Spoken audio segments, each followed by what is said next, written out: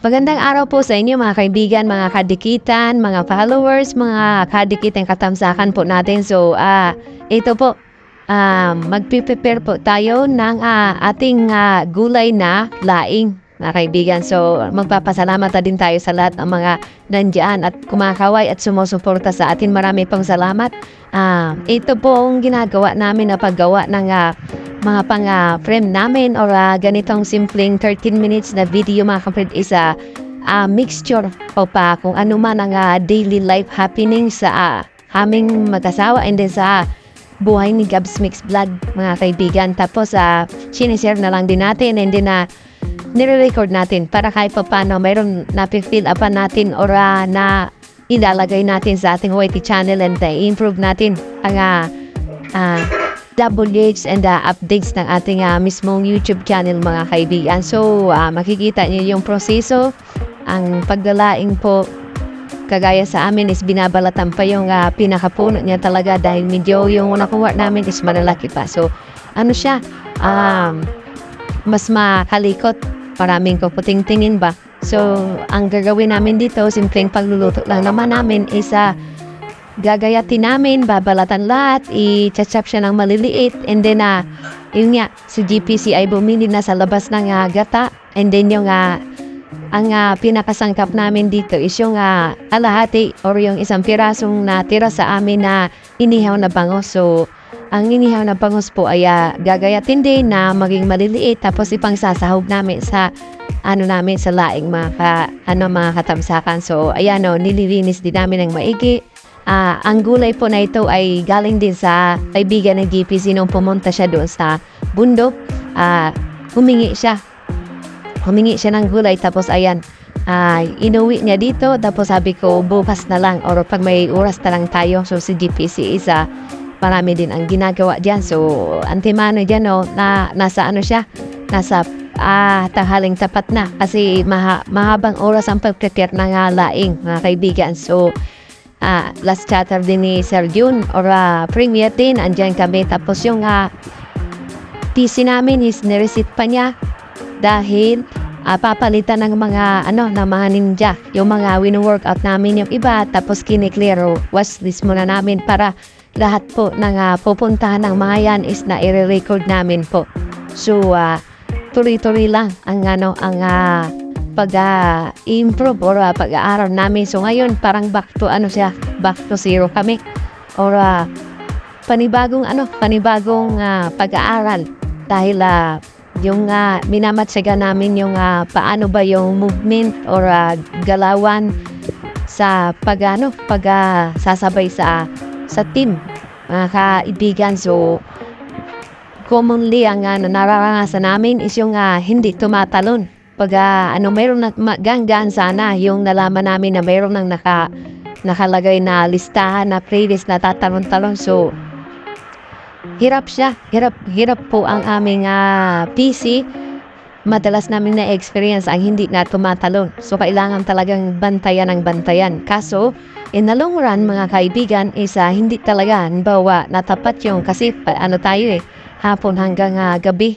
So, mostly may mga ginagawa tayo. Not all the time makakatutong tayo. So, kaming dalawa is hati-hati.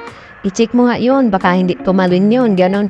So, mostly na sabi ng GPC commonly talaga. So, dun sa naging usapan nila nila Ma'am Shin dun sa style na kailangan talagang pagsamasamahin siya.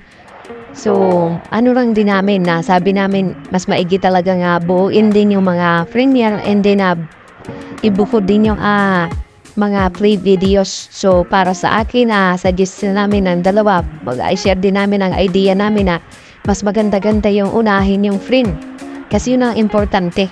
So syempre ang importante yun ang una.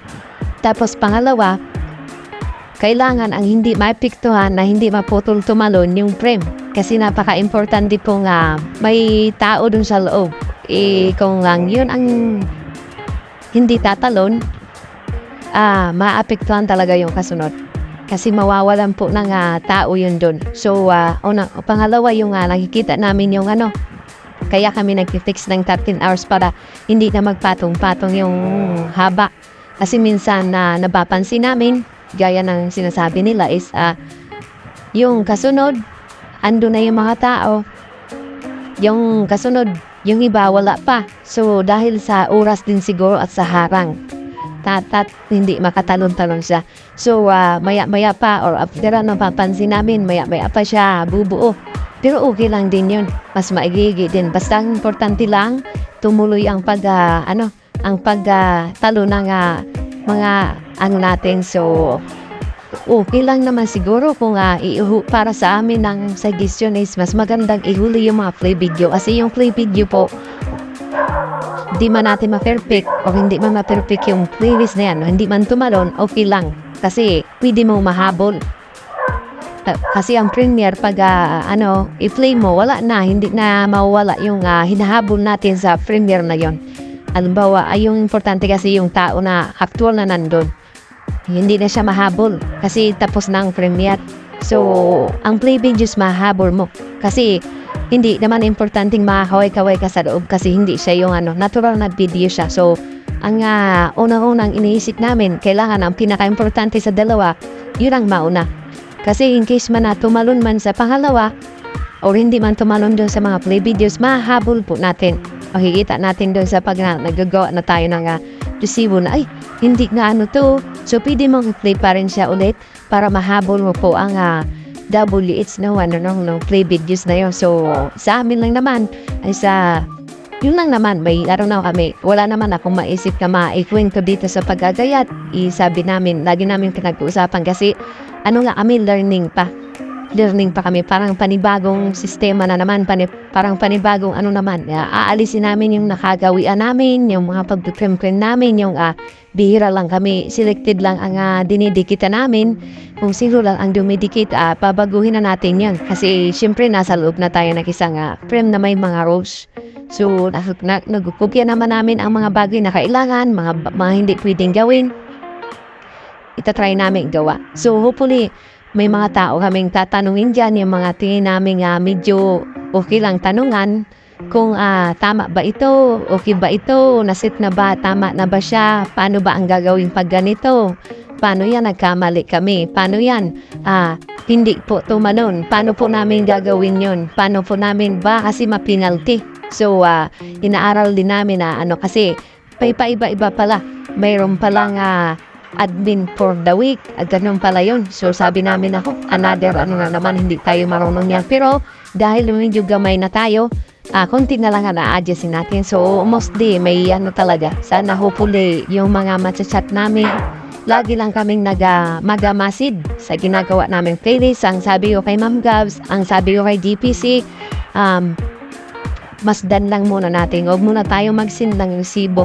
Kasi, hindi pa naman tayo required. So, titingnan natin, mayroon pa tayong 1 week na proseso para matuto. Huwag na muna tayo dun sa marunong naman tayong gumawa ng resibo. Ang kailangan lang natin gawin is ma-perfect natin kung paano magkaroon ng successful na resibo. Yung hindi, yung kompleto sa oras, tama yung yung walang talon-talon. So, hindi natin maiwasan siguro. Kami, hindi naman magandang net namin. Tatanong-tanong talaga siya. Hopefully po,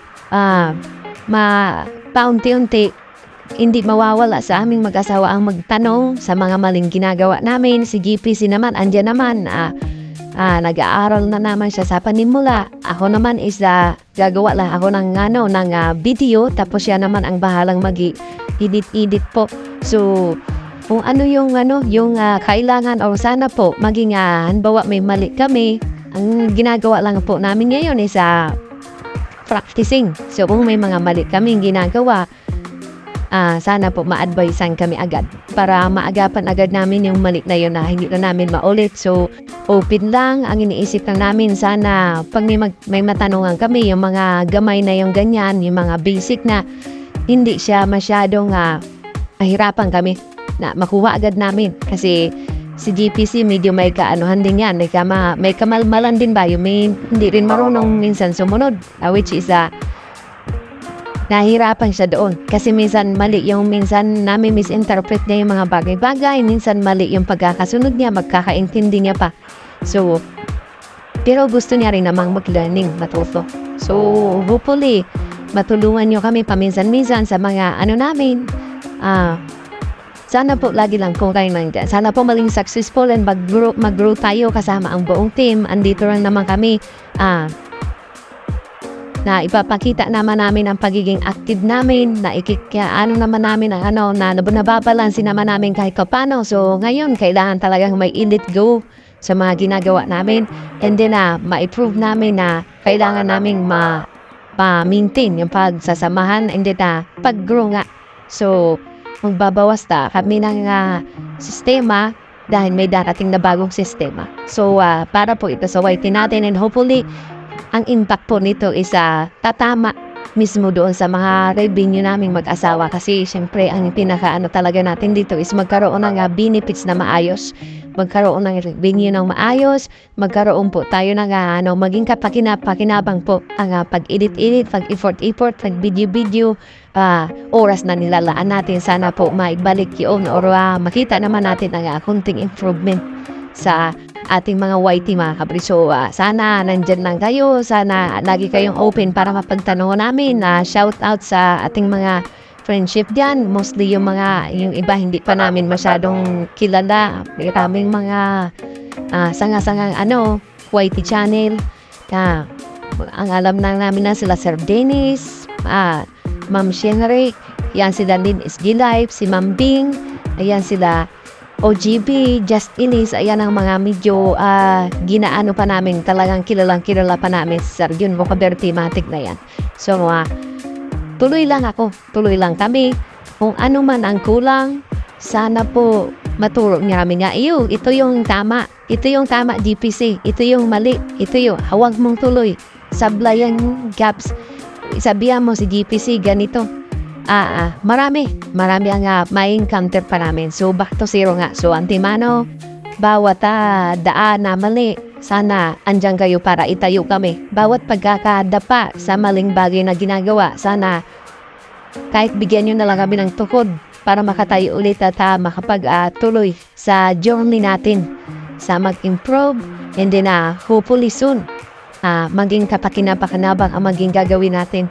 So maraming salamat sa patuloy na sumusubaybay at panonood nyo. Simpleng pagdalathala, expressive, and then kung ano yung pangangailangan namin bilang member na bago, or kung ano ang kailangan namin gawin para sa magbe-benefit sa team, pakishare naman po. So maraming salamat pa rin. Hanggang sa susunod na kabanata ng ating buhay pag-YT. Thank you po.